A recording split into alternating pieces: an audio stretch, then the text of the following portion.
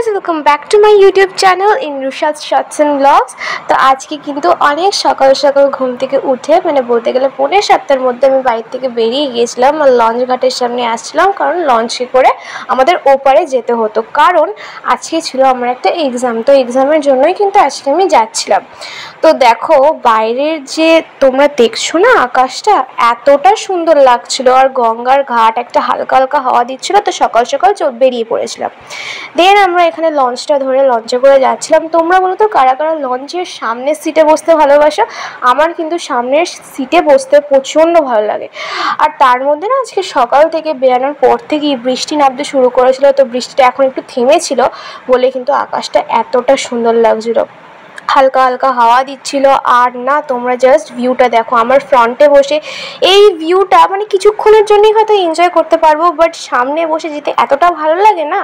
তারপর লঞ্চ থেকে নেমে আমরা উঠে গেছিলাম ট্রেনে, আর ট্রেনটা তো দেখো দূর দূরান্তে কোনো লোক নেই। তারপর সিট চেঞ্জ করে অন্য জায়গায় বসতে হলো, কারণ আস্তে আস্তে ট্রেনটা পুরোপুরি ফুলফিল হয়ে গিয়েছিলো।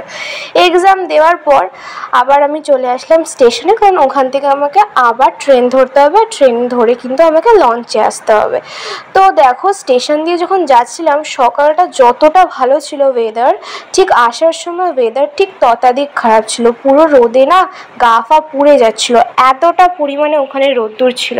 তো এখানে হাঁটতে হাঁটতে যাচ্ছিলাম স্টেশনে ট্রেন ধরবো বলে, কিন্তু ট্রেন ধরে লঞ্চ বেরিয়ে ডিরেক্ট ব্যারাকপুরে এসে দাদা বৌদিতে চলে গেছিলাম। আর এটা দেখা হচ্ছে চারিপাশের অ্যাম্বিয়েন্সটা কতটা সুন্দর, আর এতটা গরম থেকে এসে ঢুকেছি তো বেশ অনেকটা ভালো লাগছিলো, একটু রিল্যাক্স ফিল হচ্ছিলো। দেন আমি মেনু কার্ডে দেখছিলাম যে কী খাবো, ডিসাইড করতে পারছিলাম না।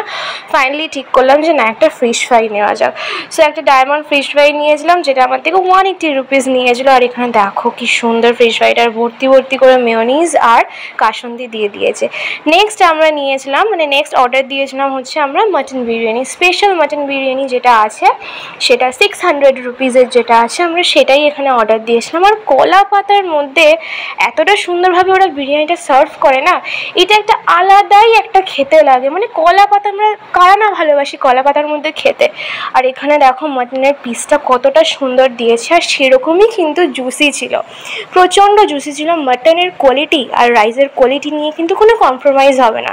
আমরা যে স্পেশাল কম্বোটা নিয়েছিলাম সেটার মধ্যে কিন্তু রাইস আলু মাটন প্রত্যেকটাই দুটো দুটো করে পিস ছিল। আর এখানে লাস্টে আমরা নিচে এসে মা আসেনি সাথে, তো ওই জন্য মার জন্য বিরিয়ানি নিয়েছিলাম। এখানে আমরা মায়ের জন্য একটা মাটন বিরিয়ানি নিয়ে ফিরছিলাম হচ্ছে বাড়িতে। তো আমার আজকে মিনি ব্লগ এইটুকুই ছিল। যদি ভালো লাগে অবশ্যই লাইক কমেন্ট শেয়ার সাবস্ক্রাইব সব কিছু করে দিও।